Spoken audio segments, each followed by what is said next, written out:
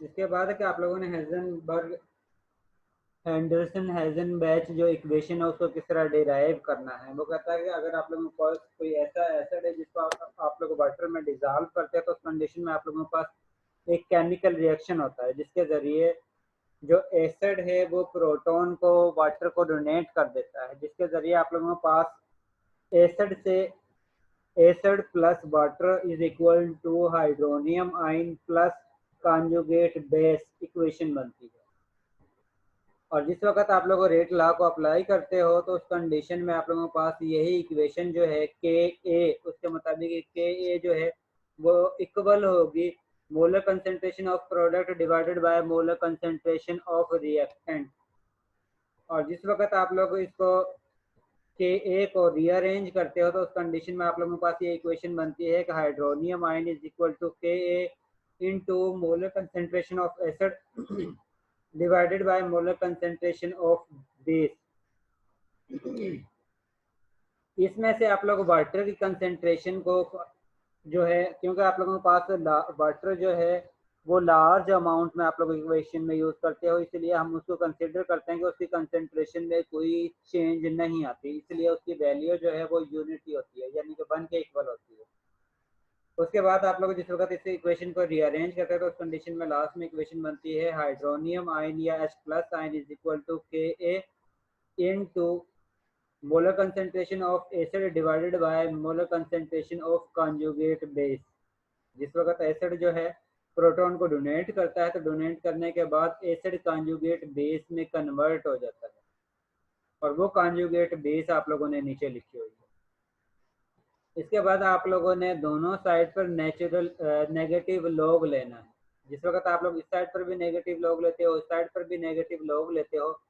Negative log H plus ion आप लोगों को पता है पीएच के इक्वल होता है। उस कंडीशन में negative log H hydronium ion या H प्लस आयन जो है वो पीएच के इक्वल होगा। और इसमें जिस वक्त आप लोग नेगेटिव लॉग लेते हो तो उस कंडीशन में ये इक्वेशन बनती है माइनस लॉग इनटू के A into acid molar concentration of acid divided by molar concentration of conjugate base. और जिस वक्त आप लोगों के पास लॉग हो दरमियान में वैल्यू जो गिवन है वो मल्टीप्लाई हो रही हो तो उस कंडीशन में आप लोग लॉग दोनों के लिए अलहदा अलहदा ले सकते हो, ये लॉग का रूल है।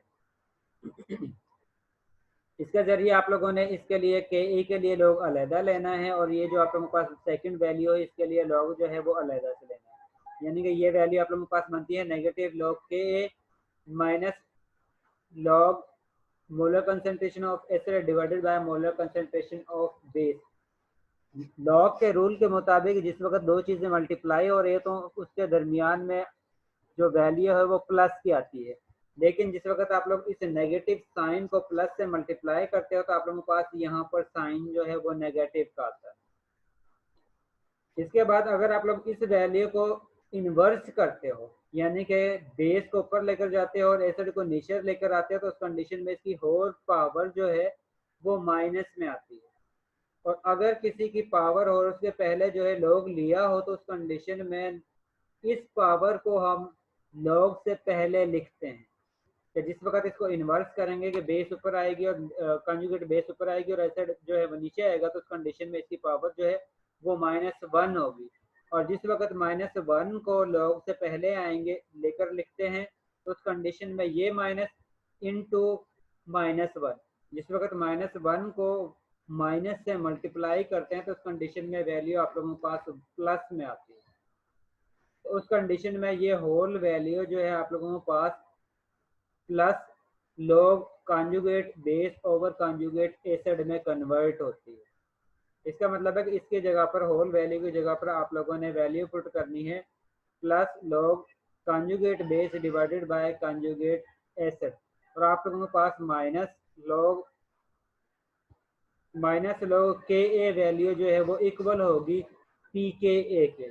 और जो आप लोगों के पास माइनस लॉग हाइड्रोनियम आयन या H प्लस आयन की वैल्यू जो है वो वैल्यू इक्वल होगी पी एच के। और उस कंडीशन में आप लोगों के पास ये इक्वेशन बनती है P H is equal to P K A plus log conjugate base divided by conjugate acid. और इस इक्वेशन की मदद से आप लोगों ने किसी भी सोल्यूशन की पीएच जो है वो फाइंड आउट करनी है। या किसी भी सॉल्यूशन की कंसंट्रेशन के जितने परसेंट आप लोगों के पास रिएक्टेंट जो है वो प्रोडक्ट में या एसिड जो है वो बेस में डिजॉल्व हुआ है, उसकी परसेंटेज भी आप लोग इस इक्वेशन की मदद से फाइंड आउट कर सकते हो। सपोज आप लोगों के पास ये एक एसिड है जिसको आप लोग वाटर में डिजॉल्व करते हो, डिजॉल्व करने के बाद आप लोगों के पास रिएक्शन हासिल होता है और उसकी के वैल्यू जो है वो 2.5 इंटू 10 रेज पावर -10 है, जिसके अगर आप लोग पी के ए वैल्यू कैलकुलेट करते हैं तो उस कंडीशन में इसकी वैल्यू आती है 9.60। जिस वक्त आप लोग हेंडरसन इक्वेशन अप्लाई करते हैं तो वो इक्वेशन है pH is equal to P K A plus log molar concentration of conjugate base divided by molar concentration of acid, यानी कि इसकी कंसेंट्रेशन डिवाइडेड बाय इसकी कंसेंट्रेशन। और इसकी रेशियो जो है अगर आप लोगों के पास 1 के इक्वल आती है, यानी कि molar concentration of conjugate base divided by molar concentration of acid, इनकी कंसेंट्रेशन इक्वल होती है केमिकल इक्वेशन के दौरान, केमिकल इक्विलिब्रियम के स्टेज पर, तो उस कंडीशन में आप लोगों के पास इसकी होल पावर यानी कि plus log conjugate base divided by conjugate acid की वैल्यू 0 के इक्वल आती है। और उस कंडीशन में आप लोगों के सॉल्यूशन की पीएच जो है वो पी के ए के इक्वल होगी, यानी कि जो आप लोगों ने एसिड को डिसॉल्व किया है उसकी पीएच जो है वो पी के ए वैल्यू के इक्वल होगी। और अगर आप लोगों के पास इसकी कंसेंट्रेशन कॉन्जुगेट एसिड की कंसेंट्रेशन ज्यादा होगी और कॉन्जुगेट बेस की कंसेंट्रेशन कम होगी तो उस कंडीशन में आप लोगों के पास पीएच वैल्यू पी के ए वैल्यू के इक्वल नहीं होगी, इससे डिफरेंट होगी। सपोज आप लोगों के पास इसकी वैल्यू जिस वक्त आप लोगों को conjugate base divided by conjugate acid का लॉग लेते हो उसकी वैल्यू आप लोगों के पास 2 के इक्वल आती है, तो उस कंडीशन में आप लोगों के पास पीएच, इस एसिड की पीएच आप लोगों के पास जो हासिल होगी वो पी के ए वैल्यू से ग्रेटर हासिल होगी, जो इंडिकेट करेगी कि आप लोगों के पास इसकी value conjugate base over conjugate acid का जिस वक्त लॉग लेते हो तो उसकी वैल्यू बेसिक की तरफ ज्यादा है, एसिडिक की तरफ कम है, जिसकी वजह से आप लोगों के पास ओवरऑल पीएच जो है उसमें एडिशन होगी। और इस कंडीशन में जिस वक्त आप लोगों के पास इसकी मोलर कंसेंट्रेशन 2 आई है तो इस बेस पर आप लोग इसकी परसेंटेज को कैलकुलेट कर सकते हो। और वो किस तरह, क्योंकि आप लोगों के पास log conjugate base over conjugate acid की वैल्यू 2 है, आप लोगों ने दोनों साइड पर एंटी लॉग लेना है। जिस वक्त आप लोग दोनों साइड पर एंटी लॉग लेते हो तो उस कंडीशन में ये लॉग एंटी लॉग से कैंसिल हो जाएगा, तो आप लोगों के पास conjugate base over conjugate acid की वैल्यू जो है वो 1.0 इंटू 10 रेज पावर 2 के इक्वल आती है, और वो इक्वल होती है 100 डिवाइडेड बाय 1। इसका मतलब है कि आप लोगों के पास कॉन्जुगेट बेस की अमाउंट जो है या नंबर ऑफ मोल्स या पार्टिकल जो है वो 101 में से 100 पार्टिकल आप लोगों के पास बेस के हैं और एक पार्टिकल आप लोगों के पास एसिड का है। और इसकी परसेंटेज जिस वक्त आप लोग कैलकुलेट करते हैं तो उस कंडीशन में आप लोगों ने 100 को 101 से डिवाइड करना है और उसके बाद 100 से मल्टीप्लाई कर देना है, तो उस कंडीशन में आप लोगों के पास परसेंटेज डिसोसिएशन वैल्यू आएगी, एसिड की परसेंटेज डिसोसिएशन वैल्यू हासिल होगी। और अगर आप लोगों के पास इसकी कंसेंट्रेशन 1 आती है, इसके बाद 1.0 इंटू 10 रेज पावर 1 आती है, तो उस कंडीशन में आप लोगों के पास ये इक्वेशन बनती है 10 डिवाइडेड बाय 1। और उस कंडीशन में आप लोगों के पास 11 पार्ट्स में से 10 पार्ट्स जो है वो कॉन्जुगेट बेस के होंगे और एक पार्ट आप लोगों के पास जो है वो एसिड का होगा, यानी कि आप लोगों के पास अगर आप लोगों ने 11 पार्ट एसिड के यूज किए थे तो उस कंडीशन उसमें जिस वक्त केमिकल इक्विलिब्रियम हासिल हुई है उस वक्त 11 में से 10 पार्ट जो है वो कॉन्जुगेट बेस में कन्वर्ट हो चुके हैं,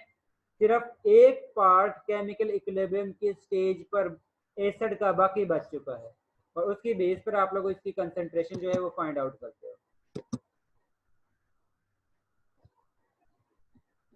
और इस तरह आप लोगों ने किसी भी सोल्यूशन की परसेंटेज जो है वो फाइंड आउट करनी है। अगर आप लोगों के पास वैल्यू जो है लॉग कंजुगेट बेस और कंजुगेट एसिड के 2 है तो उस कंडीशन में वो इक्वल होगी 100 डिवाइडेड बाय 1, यानी कि 101 पार्ट्स में से 100 पार्ट एसिड के डिजॉल्व हो गए और एक पार्ट एसिड का एज इट इज बच गया है।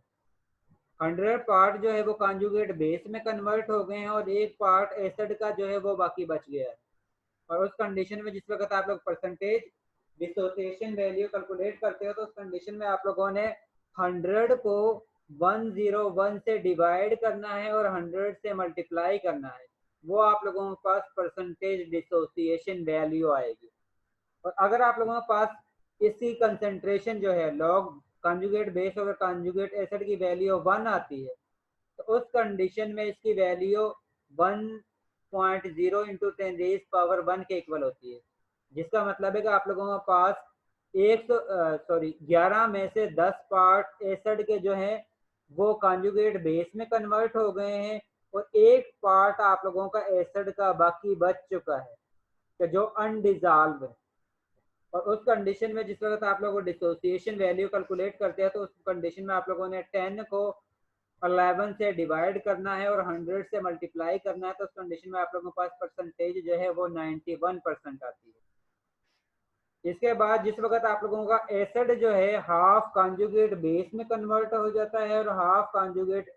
हाफ एसिड जो है एज इट इज बच जाता है, यानी कि हाफ एसिड जो है कंजुगेट में कन्वर्ट हुआ है और हाफ एसिड आप लोगों का बच चुका है तो उस कंडीशन में जिस वक्त आप लोग रेशियो निकालते हो लोग conjugate base over conjugate acid वो 0 के इक्वल आती है। और इसका मतलब है कि आप लोगों के पास ये वैल्यू 1 डिवाइडेड बाय 1 होगी, यानी कि 2 में से एक आप लोगों के पास पार्ट जो है वो कंजुगेट बेस का है और एक पार्ट आप लोगों के पास एसिड का है।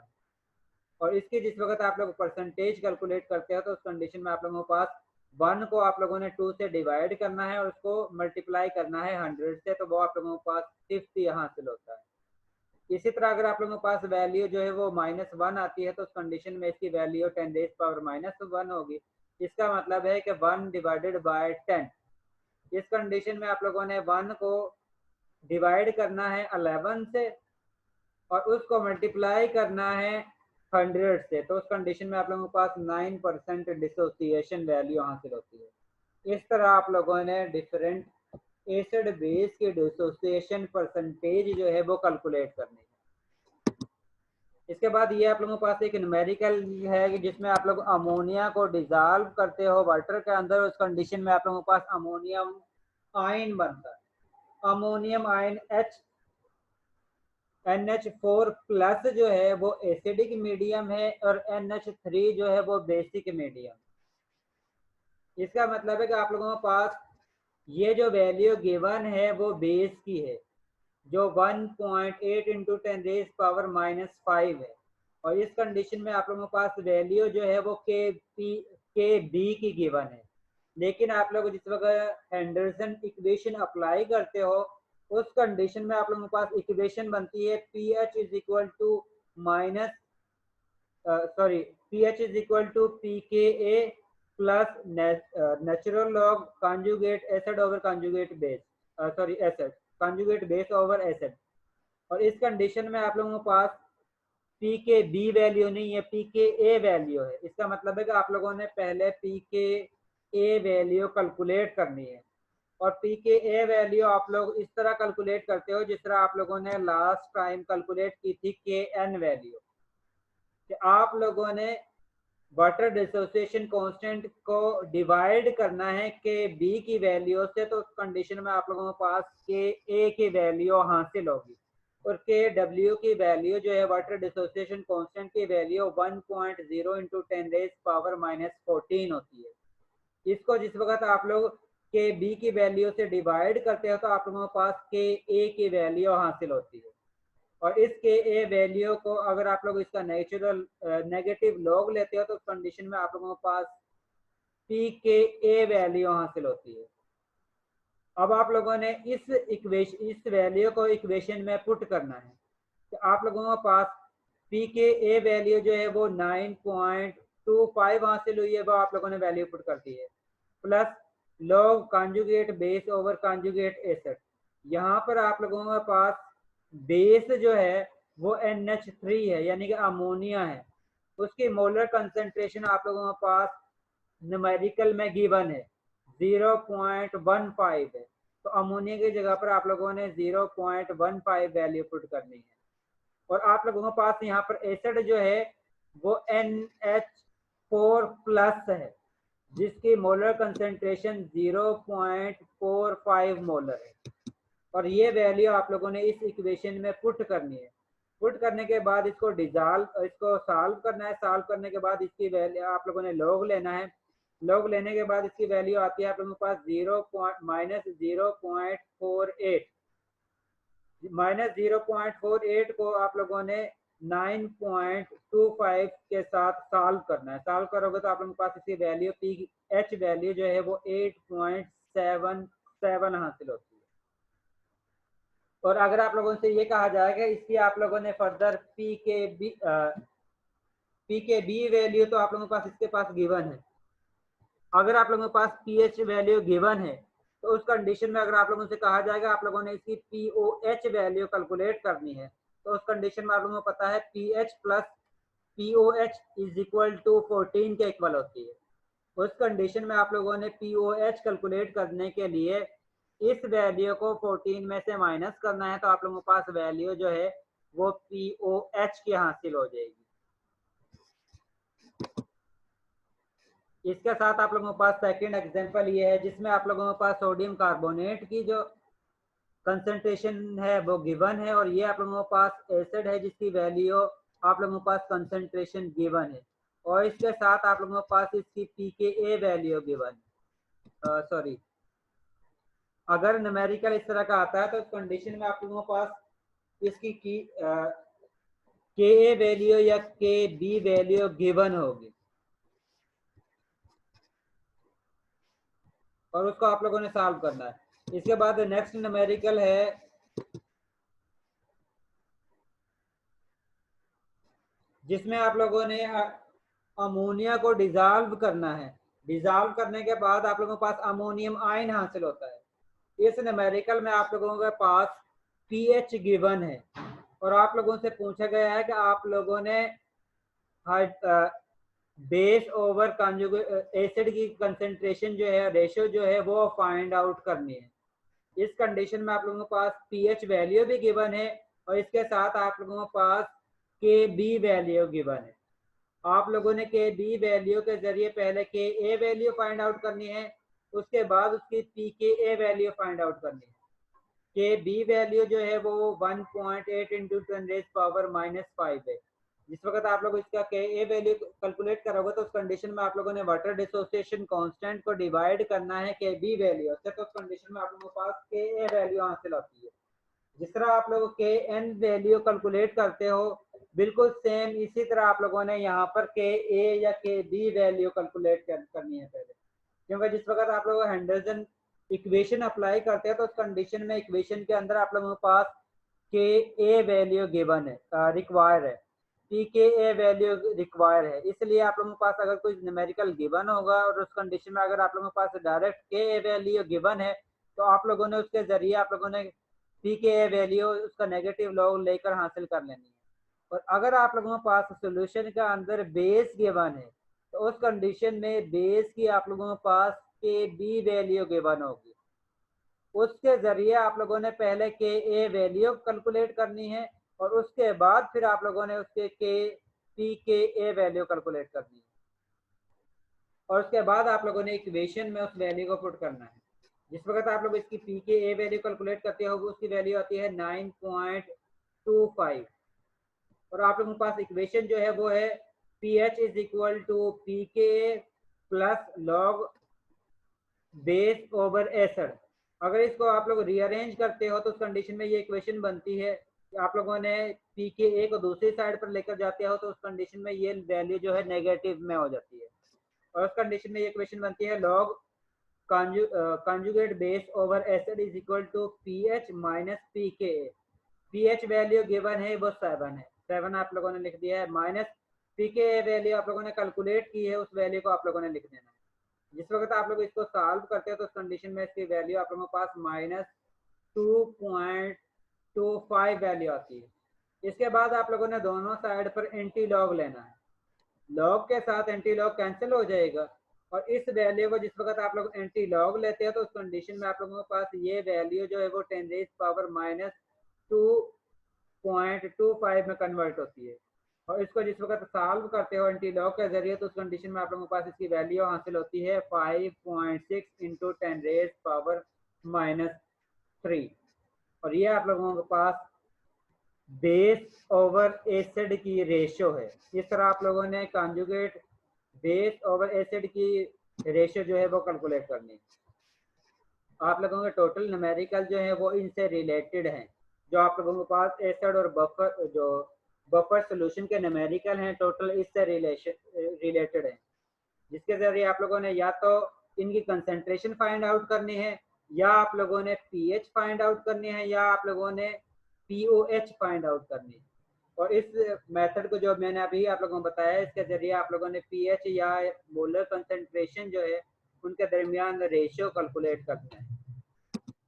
इसके बाद नेक्स्ट आप लोगों का टॉपिक है कि आप लोगों अगर आप लोगों के पास कोई साल्ट है जो वाटर में कम सोल्यूबल होता है, कंप्लीटली सोल्यूबल नहीं होता है,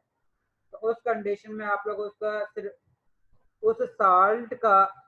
सोल्यूबिलिटी कांस्टेंट जो है वो कैलकुलेट करते हो। ये वो वाले साल्ट हैं जो वाटर में कंप्लीटली सोल्यूबल नहीं होते, और इसके आप लोग जिस वक्त आप लोग सोल्यूबिलिटी प्रोडक्ट कांस्टेंट कैलकुलेट करते हो तो उस कंडीशन में आप लोगों के पास जो आयन प्रोड्यूस होते हैं उनकी मोलर कंसंट्रेशन को सिंपली मल्टीप्लाई करते हो। इसमें आप लोगों के पास सोल्यूबिलिटी प्रोडक्ट कांस्टेंट जो है वो इक्वल होता है product of molar concentration of ion. ये जिस तरह आप लोगों के पास कैल्शियम आयन और फ्लोराइड आयन हासिल हो रहा है, इनके मोलर कंसंट्रेशन को अगर आप लोग मल्टीप्लाई करते हैं तो उस कंडीशन में आप लोगों के पास KSP की वैल्यू हासिल होती है। और इसमें भी आप लोग अगर किसी प्रोडक्ट के नंबर ऑफ मोल्स 1 से ग्रेटर हैं, यानी कि जिस तरह यहाँ पर फ्लोराइड के 2 नंबर ऑफ मोल्स हैं, तो उस कंडीशन में आप लोगों ने इसके नंबर ऑफ मोल्स को पावर में लिखना है।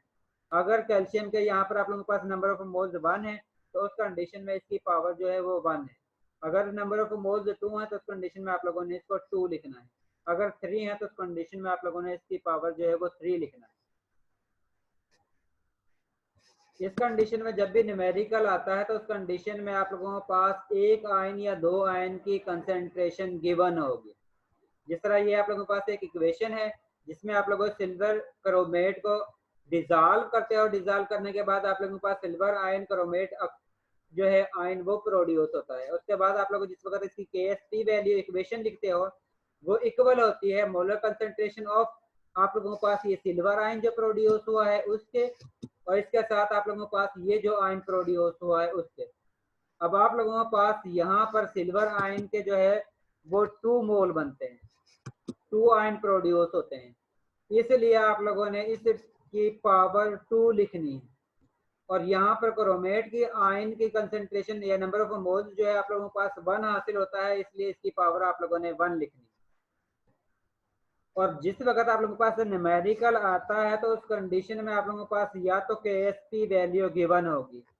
या आप लोगों के पास सिल्वर आयन की कंसंट्रेशन गिवन होगी, या आप लोगों के पास क्रोमेट आयन की कंसंट्रेशन गिवन होगी। अगर आप लोगों के पास क्रोमेट आयन की कंसंट्रेशन गिवन है तो उस कंडीशन में आप लोग सिल्वर आयन की कंसंट्रेशन फाइंड आउट कर सकते हो, क्योंकि अगर आप लोगों के पास क्रोमेट आयन की कंसंट्रेशन 1 है तो सिल्वर आयन की कंसंट्रेशन 2 होगी, क्योंकि आप लोग इसको 2 से मल्टीप्लाई कर रहे हो। अगर आप लोगों के पास क्रोमेट आयन की कंसंट्रेशन 2 है तो उस कंडीशन में सिल्वर आयन की कंसंट्रेशन आप लोगों के पास 4 हासिल होगी, क्योंकि आप लोगों ने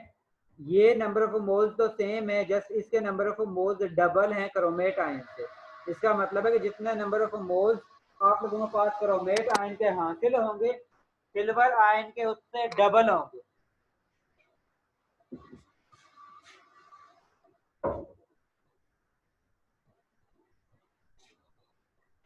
और अगर आप लोगों के पास केमिकल इक्वेशन में सिल्वर आयन के कंसंट्रेशन गिवन है, यानी कि अगर आप लोगों के पास गिवन है कि आप लोगों के पास सिल्वर आयन की कंसंट्रेशन 1 है, तो आप लोग क्रोमेट आयन की कंसंट्रेशन फाइंड आउट कर सकते हो, क्योंकि क्रोमेट आयन की कंसंट्रेशन सिल्वर आयन की कंसंट्रेशन के हाफ होगी। तो उस कंडीशन में आप लोगों ने 1 को 2 से डिवाइड करना है, तो वो कंसंट्रेशन आप लोगों के पास क्रोमेट आयन के हासिल होगी। इसके बाद आप लोगों के पास एक न्यूमेरिकल है जिसमें सिल्वर आयन की कंसंट्रेशन गिवन है और इसके साथ क्रोमेट आयन की कंसंट्रेशन गिवन है, और आप लोगों से पूछा गया है कि आप लोगों ने इसकी KSP वैल्यू कैलकुलेट करनी है। तो इस कंडीशन में आप लोगों ने सबसे पहले KSP की इक्वेशन आप लोगों ने लिखनी है, जो इक्वल होगी KSP is equal to molar concentration of Ag plus ion, और इसके साथ आप लोगों के पास स्क्वायर होगा, क्योंकि आप लोगों के पास इस इक्वेशन में सिल्वर के 2 आयन प्रोड्यूस हो रहे हैं, और इनटू क्रोमेट आयन के मोलर कंसंट्रेशन। यहाँ पर सिल्वर आयन की कंसंट्रेशन गिवन है जो है 5.0 इंटू 10 रेज पावर -5। आप लोगों ने सिल्वर आयन की जगह पर इसकी मोलर कंसंट्रेशन पुट कर देनी है। इसी तरह क्रोमेट आयन की कंसंट्रेशन गिवन है वो है 4.0 इंटू 10 रेज पावर -4। आप लोगों ने इसकी कंसंट्रेशन की जगह पर आप लोगों ने इसकी वैल्यू जो है वो पुट कर देनी है। उसके बाद आप लोगों ने पहले स्क्वायर वाली वैल्यू, अगर आप लोगों के पास किसी वैल्यू में स्क्वायर है या क्यूब है या कोई भी है, तो आप लोगों ने पहले उसको सॉल्व करना है। सॉल्व करने के बाद दूसरी वैल्यू से मल्टीप्लाई करना है। आप लोगों ने इस तरह नहीं करना जिस तरह यहाँ पर वैल्यू है 5.0 इंटू 10 रेज पावर -5, इसका स्क्वायर है और उसके बाद मल्टीप्लाई है 4.4 इंटू 10 रेज पावर -4। आप लोगों ने इस तरह नहीं करना कि 5 को मल्टीप्लाई कर दो 4.4 से और उसके बाद इसका स्क्वायर लो। इस तरह आप लोगों ने नहीं करना। आप लोगों ने पहले इसका, ये जो आप लोगों के पास वैल्यू है इसका स्क्वायर लेना है, उसके बाद जो वैल्यू हासिल होगी उसको आप लोगों ने इसके साथ मल्टीप्लाई करना है, और जिस वक्त आप लोग इसको मल्टीप्लाई करते हो तो उस कंडीशन में आप लोगों के पास KSP value 1.1 into 10 raise power -12 हासिल होती है। इसी तरह अगर आप लोगों के पास एक इक्वेशन है जिसमें आप लोगों ने कैल्शियम फास्फेट को डिजॉल्व किया, डिजॉल्व करने के बाद आप लोगों के पास कैल्शियम आयन प्रोड्यूस हुआ है और इसके साथ आप लोगों के पास फास्फेट आयन प्रोड्यूस हुआ है। कैल्शियम आयन की कंसंट्रेशन जो है वो 2.01 इंटू 10 रेज पावर -8 मोलर है। फास्फेट आयन की कंसंट्रेशन जो है वो 1.6 इंटू 10 रेज पावर -5 मोलर है, और आप लोगों ने KSP वैल्यू कैलकुलेट करनी है। तो इसमें आप लोगों ने सबसे पहले इनके इक्वेशन लिखनी है। इक्वेशन लिखने के बाद आप लोगों ने KSP की इक्वेशन लिखनी है, जिसके मुताबिक आप लोगों के पास आप लोगों के पास 3 आयन जो है वो कैल्शियम आयन के प्रोड्यूस होंगे और 2 आयन आप लोगों के पास फास्फेट आयन के प्रोड्यूस होते हैं, और उस कंडीशन में आप लोगों के पास KSP वैल्यू इक्वल होगी molar concentration of calcium ion, और कैल्शियम आयन की पावर आप लोगों के पास 3 होगी इनटू फास्फेट आयन की कंसंट्रेशन और उसकी पावर आप लोगों के पास 2 होगी। आप लोगों ने जस्ट ये वैल्यू पुट करनी है और उसको सॉल्व कर देना है, और उस कंडीशन में आप लोगों के पास KSP की वैल्यू हासिल होगी। इसके साथ नेक्स्ट न्यूमेरिकल है जिसमें आप लोगों के पास KSP की वैल्यू गिवन है, और आप लोगों ने जो आयन प्रोड्यूस होते हैं उनकी कंसंट्रेशन फाइंड आउट करनी है। यहाँ पर आप लोगों के पास मैग्नीशियम फ्लोराइड है। जिस वक्त आप लोगों ने मैग्नीशियम फ्लोराइड को डिजॉल्व करते हैं तो आप लोगों के पास मैग्नीशियम आयन और फ्लोराइड आयन प्रोड्यूस होते हैं। इस कंडीशन में आप लोगों ने इनिशियल कंसंट्रेशन दोनों प्रोडक्ट के 0-0 होगी। उसके बाद जिस वक्त इक्विलिब्रियम स्टेज आती है उस कंडीशन में हम सपोज करते हैं कि मैग्नीशियम आयन की कंसंट्रेशन X प्रोड्यूस हो रही है, तो फ्लोराइड आयन की कंसंट्रेशन 2X होगी। आप लोगों ने X को, मैग्नीशियम आयन की कंसंट्रेशन को फ्लोराइड आयन की कंसंट्रेशन जिस वक्त फाइंड आउट करनी है तो उसको आप लोगों ने 2 से मल्टीप्लाई कर देना। और आप लोगों को पता है KSP इक्वल है molar concentration of magnesium ion into molar concentration of fluoride ion, और फ्लोराइड आयन के आप लोगों के पास नंबर ऑफ मोल्स 2 हैं, तो इस कंडीशन में आप लोगों ने फ्लोराइड आयन के पावर 2 लिखनी है। आप लोगों ने सिंपली ये जो आप लोगों के पास वैल्यू हासिल है कि जिसमें आप लोगों ने सपोज की हुई है कि मैग्नीशियम आयन कंसंट्रेशन x है और क्लोराइड आयन की कंसंट्रेशन इक्विलिब्रियम स्टेज पर 2x है। ये वैल्यू आप लोगों ने इसमें पुट करनी है। जिस वक्त आप लोग इसको सॉल्व करते हो तो उस कंडीशन में इसका स्क्वायर जिस वक्त लेते हो तो 4x स्क्वायर आता है, उसको आप लोग x से मल्टीप्लाई करते हो तो आप लोगों के पास वैल्यू आती है 4x क्यूब, और आप लोगों के पास के एस टी की वैल्यू गिवन है जो 7.0 इंटू 10⁻11 है। इसका मतलब है कि ये इक्वेशन आप लोगों के पास बनती है 4x क्यूब इंटू 7.0 इंटू 10⁻11। इसके बाद आप लोगों ने दोनों साइड पर 4 से डिवाइड करना है। ये 4 नीचे वाला 4 से डिवाइड हो जाएगा तो आप लोगों के पास x क्यूब बचता है। जिस वक्त इस वैल्यू को आप लोग 4 से डिवाइड करते हो तो इसकी वैल्यू आती है 1.8 इंटू 10⁻11। उसके बाद आप लोगों ने दोनों साइड पर क्यूब रूट लेना है। कैलकुलेटर की मदद से दोनों साइड पर क्यूब रूट लेना है, और जिस वक्त आप लोग क्यूब रूट लेते हो तो उस कंडीशन में आप लोगों के पास x की वैल्यू जो है वो 2.6 इंटू 10⁻⁻4 के इक्वल आती है। अब आप लोगों ने मैग्नीशियम आयन की कंसंट्रेशन और फ्लोराइड आयन की कंसंट्रेशन फाइंड आउट करनी है। आप लोगों को पता है कि एट इक्विलिब्रियम स्टेज पर मैग्नीशियम आयन की कंसंट्रेशन x की वैल्यू के इक्वल है। इसका मतलब है कि मैग्नीशियम आयन की कंसंट्रेशन जो है वो 2.6 इंटू 10⁻⁻4 के इक्वल है। जिस वक्त आप लोगों ने फ्लोराइड आयन की कंसंट्रेशन कैलकुलेट करनी है तो उस कंडीशन में आप लोगों के पास ये वैल्यू 2 से मल्टीप्लाई हो रही है, यानी कि x की वैल्यू जो आप लोगों के पास हासिल हुई है उसको आप लोगों ने 2 से मल्टीप्लाई करते हैं तो उस कंडीशन में आप लोगों के पास फ्लोराइड आयन की कंसंट्रेशन हासिल होती है। और इस तरह आप लोगों ने जो आज आप लोगों को नेक्स्ट असाइनमेंट मिली है उसके न्यूमेरिकल जो है वो सॉल्व करने हैं। इसके बाद नेक्स्ट चैप्टर जो है उसमें है कि आप लोगों ने स्पॉन्टेनियस और नॉन स्पॉन्टेनियस रिएक्शन लिखने हैं। जी अतिका।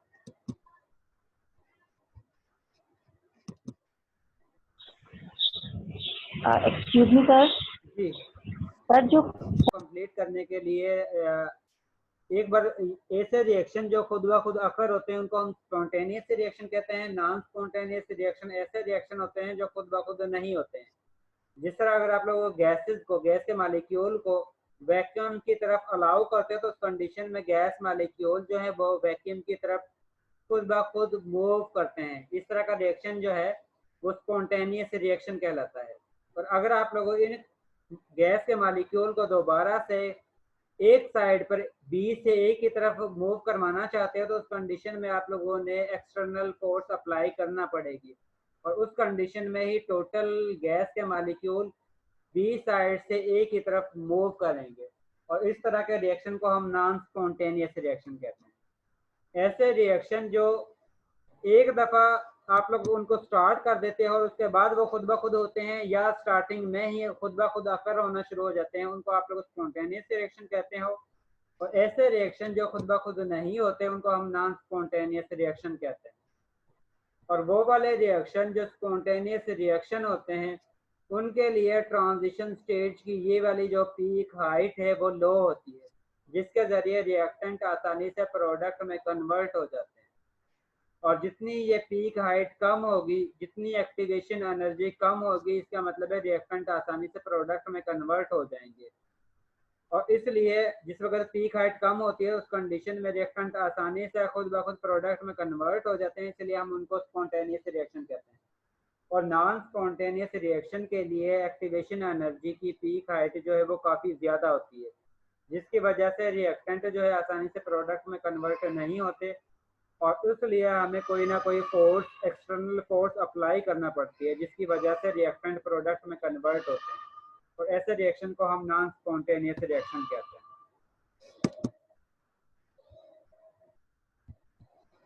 जी किसी ने असाइनमेंट के रिलेटेड क्या पूछना है?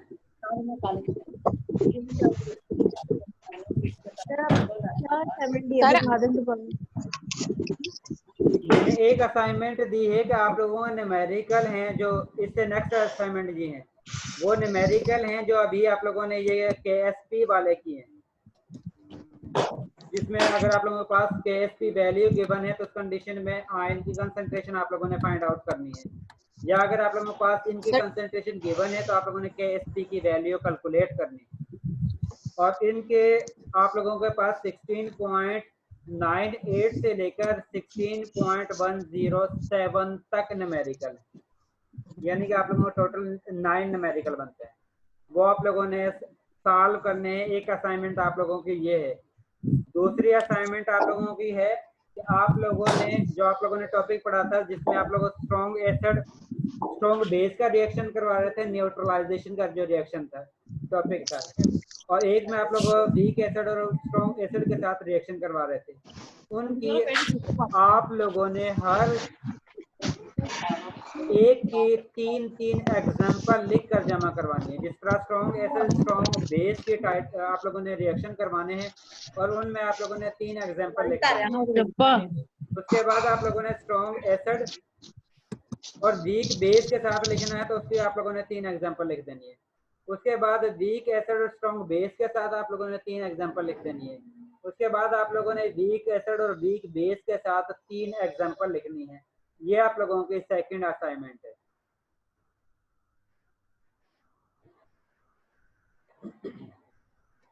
और ये मैंने आप लोगों को LMS में भी अपलोड कर दिए।